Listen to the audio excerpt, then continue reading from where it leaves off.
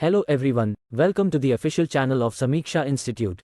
Here, we will be providing you with all the latest information about various job vacancies and also videos related to various competitive exams. We hope you find our channel useful and help you in your studies. Hello students, आज का हमारा topic है computer network. मतलब आज हम जानने वाले हैं कंप्यूटर नेटवर्क के बारे में कि नेटवर्क क्या होता है और कंप्यूटर नेटवर्क कैसे काम करता है। तो सबसे पहले हम जानते हैं कि कंप्यूटर नेटवर्क होता क्या है। तो देखो, सामने आपको एक डेफिनेशन दिख रही है जिसमें लिखा हुआ है कंप्यूटर नेटवर्क आपस में जुड़े स्वतंत्र कंप्यूटरों का समूह है जो आपस में डाटा और सूचना का आदान प्रदान करने में सक्षम है।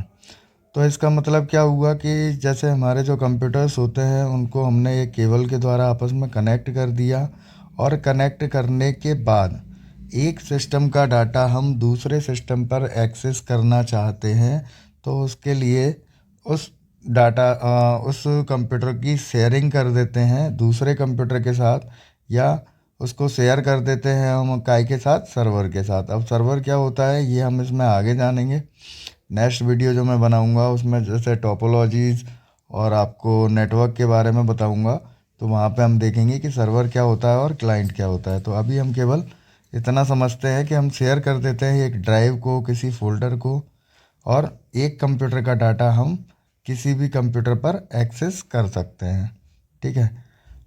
इसमें आगे दिया हुआ है कि नेटवर्क का उद्देश्य सूचना संसाधनों तथा कार्यों की साझेदारी करना होता है। मैं बता चुका हूँ, इसमें किसी भी कंप्यूटर का नेटवर्क पर नियंत्रण नहीं होता है। तो इनका कहने का मतलब ये है कि किसी भी कंप्यूटर का नेटवर्क पर नियंत्रण होने का मतलब ये होता है कि मतलब आप किसी भी कंप्यूटर से नेटवर्क को मैनेज नहीं कर सकते हो। जो स्पेशली आपका सर्वर होता है आप उसी से नेटवर्क को मैनेज कर सकते हो। नेटवर्क को मैनेज करने का मतलब होता है कि कौन सा सिस्टम क्या काम करेगा और क्या काम उसको नहीं करने देना है। तो ये सारी चीज़ें कौन डिसाइड करता है? आपका सर्वर डिसाइड करता है। क्लियर। नेक्स्ट हम आगे देखते हैं कि किसी नेटवर्क में संचार को स्थापित करने के लिए चार चीज़ों की आवश्यकता पड़ती है। नंबर एक प्रेषक, नंबर दो माध्यम, नंबर तीन प्राप्तकर्ता और नंबर चार भेजने और प्राप्त करने की कार्यविधि। तो प्रेषक का मतलब होता है मतलब मैसेज सेंड करने वाला यानी सेंडर, और माध्यम यानी मीडियम, प्राप्त करना यानी प्राप्तकर्ता यानी रिसीवर। क्लियर। और ये जो आपके सेंडर और रिसीवर की प्रोसेस है।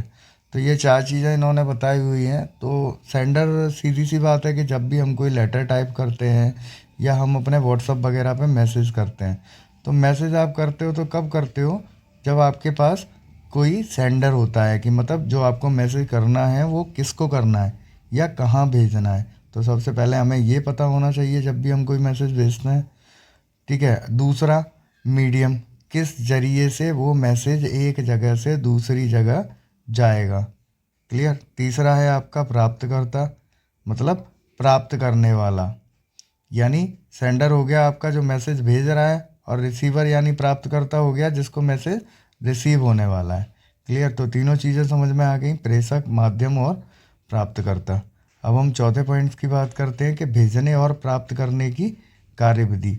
जैसे पुराने टाइम पे आपने देखा था कि हम क्या करते थे, लेटर पोस्ट करते थे, अब भी करते हैं। पोस्ट ऑफिस में जाके हम क्या करते हैं, लेटर पोस्ट करते हैं, और वो लेटर एक मीडियम के थ्रू, एक प्रोटोकॉल के थ्रू सामने वाले तक पहुंचता है, और वहाँ के पोस्ट ऑफिस में पहुंचने के बाद वहाँ के पोस्टमैन के थ्रू कहाँ पे पहुंचता है? आपके सेंडर के पास पहुंचता है जहाँ पे आपने भेजा हुआ है। तो जब भी हम कोई मैसेज भेजते हैं या कोई लेटर भेजते हैं तो हमें क्या होना चाहिए? सबसे पहले हमारे पास अपना पता होना चाहिए। दूसरा, सेंडर जहाँ पे हमें पता भेजना है वो पत्र, उसका पता होना चाहिए हमारे पास। तीसरा, किस माध्यम से वो जाना है वो भी हमें पता होना चाहिए। मतलब आप डायरेक्टली पोस्ट कर रहे हो, स्पीड पोस्ट कर रहे हो, या आप टिकट के थ्रू भेजना चाहते हो, या आप ऑनलाइन भेज रहे हो।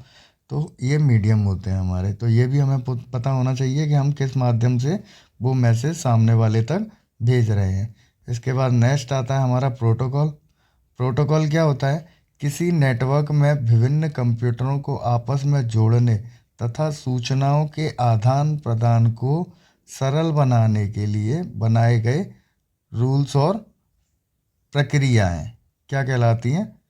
प्रोटोकॉल्स कहलाती हैं। यानी जैसे हमने जो नेटवर्किंग की हुई है या जो नेटवर्क बनाया हुआ है, इसमें इन कंप्यूटरों को कैसे कनेक्ट किया हुआ है, कैसे हमने वो एक दूसरे से उनको जोड़ा है और क्या चीज़ें हम इन पर शेयर करना चाहते हैं, तो इनके लिए जो रूल्स और रेगुलेशंस होते हैं उन्हें हम क्या बोलते हैं, प्रोटोकॉल्स बोलते हैं। यानी उन प्रोटोकॉल्स को फॉलो करने के साथ बाद ही हम किसी नेटवर्क को या किन्हीं कंप्यूटरों को आपस में शेयर कर सकते हैं या जोड़ सकते हैं।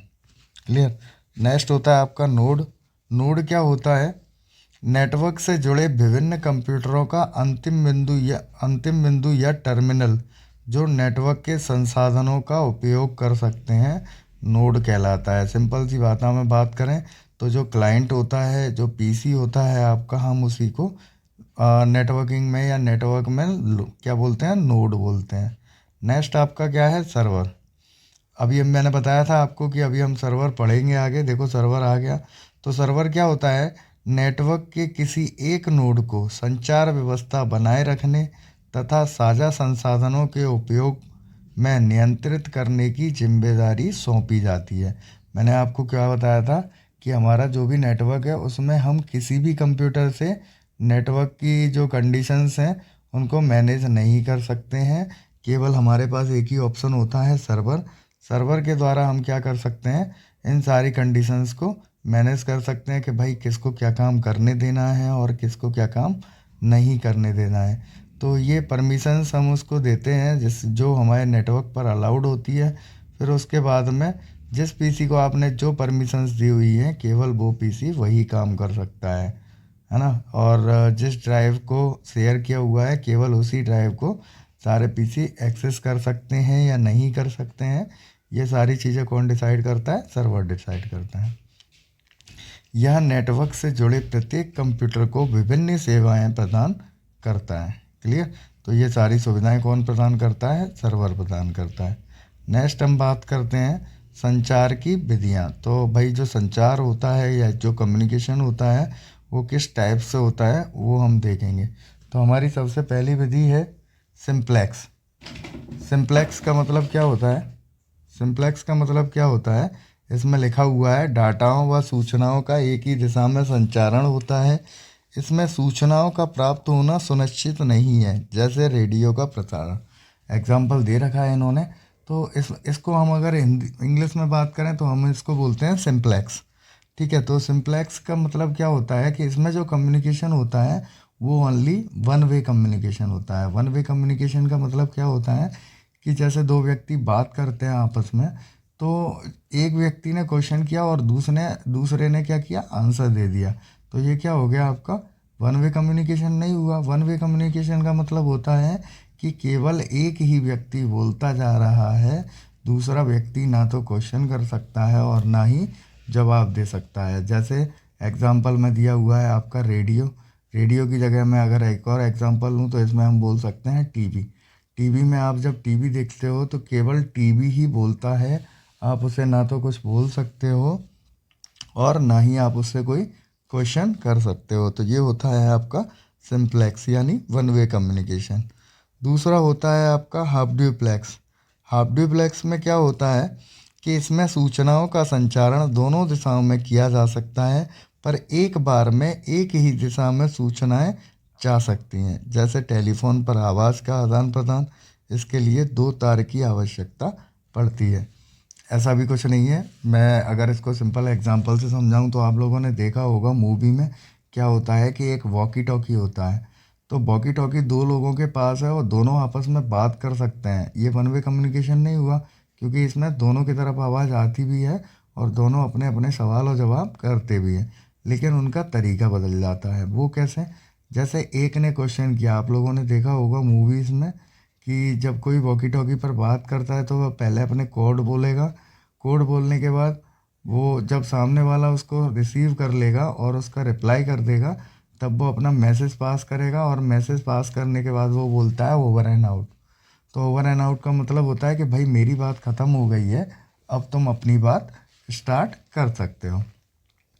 और जैसे ही सामने वाला वो मैसेज रिसीव करता है और उसका जवाब देता है, और जवाब देने के बाद वो भी बोल देगा ओवर एंड आउट, यानी उसकी भी बात ख़त्म हो गई है। तो इसका मतलब क्या हुआ कि इस वे में जो कम्युनिकेशन हो रहा है वो 1/1 होगा, मतलब एक की बात कंप्लीट होने के बाद ही दूसरा बोलेगा या बोल पाएगा।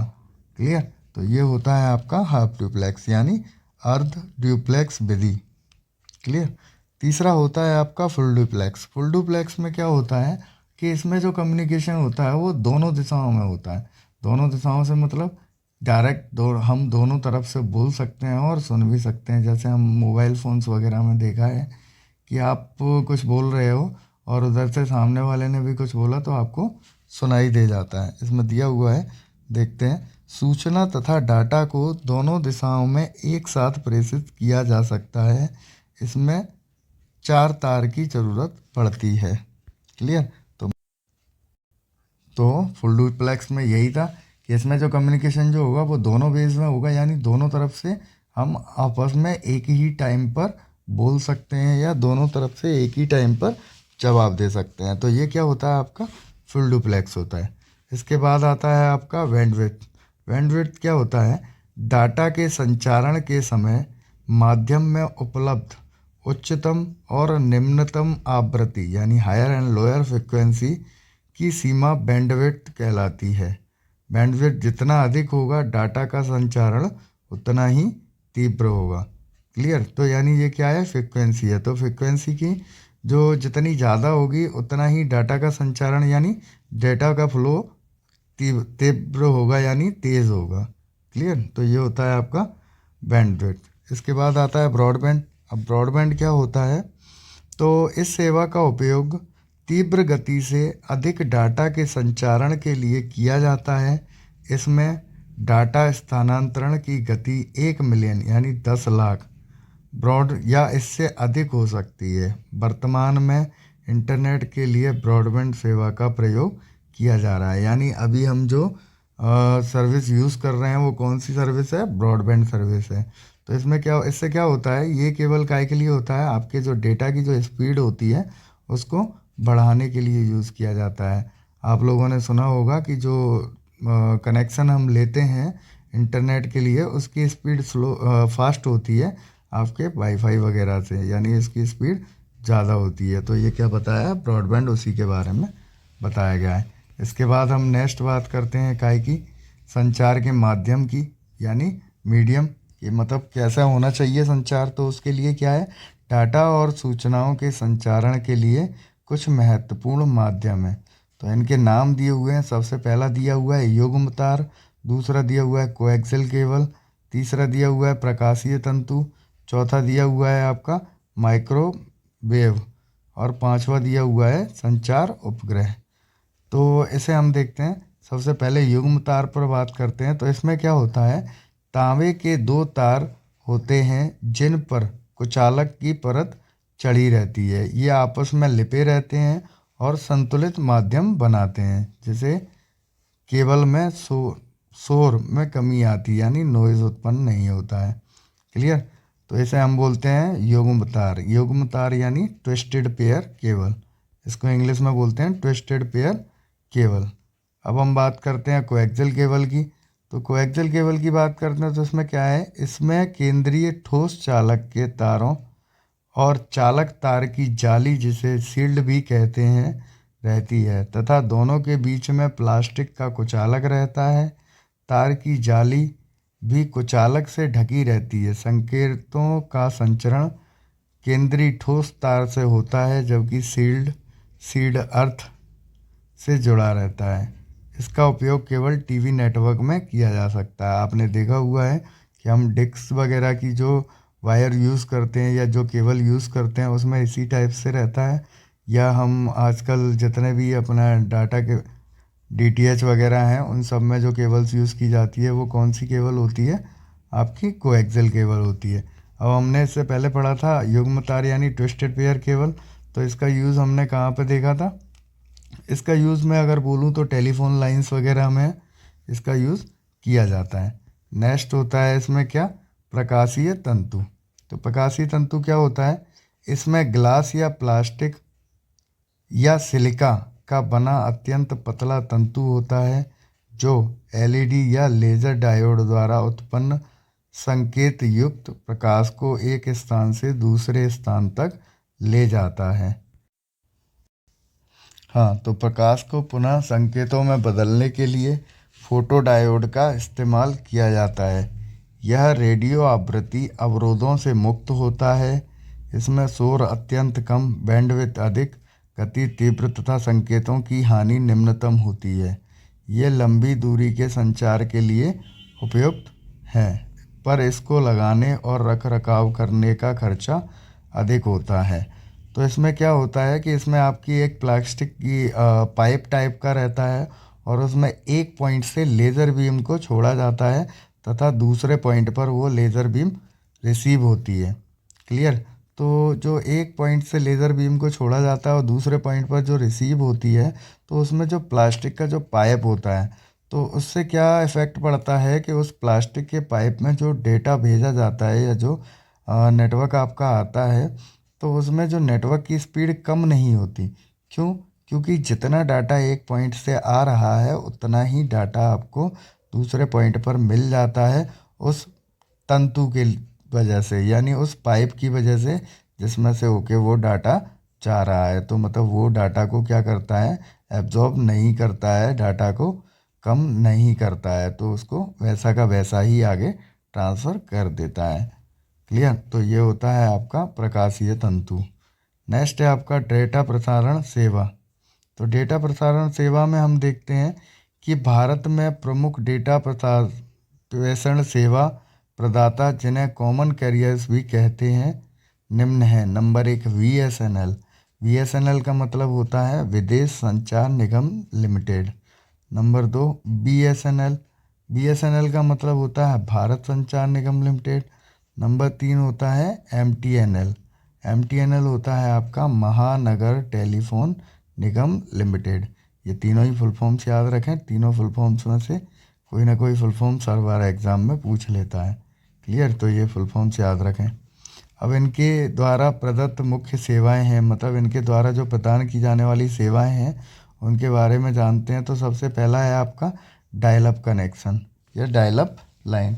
तो डायल अप कनेक्शन क्या होता है, इसे स्विच्ड लाइन भी कहते हैं तथा इसका उपयोग टेलीफोन की तरह नंबर डायल कर संचार स्थापित करने में किया जाता है। मतलब जैसे नंबर डायल करने के बाद हम बातें करते हैं टेलीफोन के द्वारा, तो उसी टाइप से इसका यूज़ किया जाता है, इसलिए इसको डायल अप कनेक्शन बोलते हैं या डायल अप लाइन बोलते हैं। इसके बाद आता है आपका लीज्ड लाइन। लीज्ड लाइन क्या होता है, इसे व्यक्तिगत या सीधी लाइन भी कहते हैं। इसमें दूरस्थ कंप्यूटरों को एक खास लाइन से सीधे जोड़ा जाता है। इसका प्रयोग आवाज़ और डाटा दोनों के लिए किया जा सकता है। मतलब इससे हम वॉइस भी भेज सकते हैं और डाटा भी भेज सकते हैं। तो इसको एक सीधी लाइन के द्वारा कनेक्ट किया जाता है और वहाँ से हम इसमें डाटा और वॉइस भेज सकते हैं। तो ये होता है आपका लीज लाइन कनेक्शन। तीसरा और लास्ट आता है आपका आज का आखिरी टॉपिक, ISDN। तो ISDN का फुल फॉर्म होता है आपका इंटीग्रेटेड सर्विस डिजिटल नेटवर्क। ठीक है। तो ये क्या होता है, यह डिजिटल टेलीफोन व डाटा हस्तांतरण सेवा प्रदान करता है।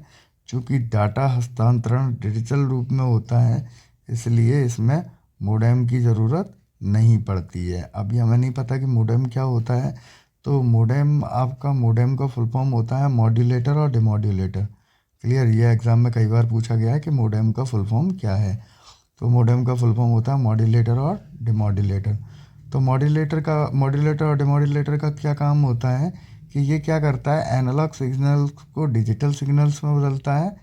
ठीक है। तो यहाँ पे हमें डिजिटल सिग्नल्स पहले से ही मिल रहे हैं। ISDN में क्या हो रहा है, हमें जो सिग्नल्स मिल रहे हैं वो काय में मिल रहे हैं, डिजिटल सिग्नल्स में मिल रहे हैं। तो जब वो डिजिटल फॉर्म में मिल रहा है तो हमें उसको बदलने की ज़रूरत ही नहीं है। तो बदलने की ज़रूरत नहीं है तो इसका मतलब क्या है कि हमें इसमें मोडेम की आवश्यकता नहीं होती है। तो ये होता है आपका ISDN। आज के लिए ये क्लास यहीं तक, बाकी कल हम पढ़ेंगे क्लासिफिकेशन ऑफ नेटवर्क और उसके बाद में पढ़ेंगे हम टाइप्स ऑफ टोपोलॉजी और टोपोलॉजीज़ के बारे में। क्लियर। तो कल की क्लास में मिलते हैं।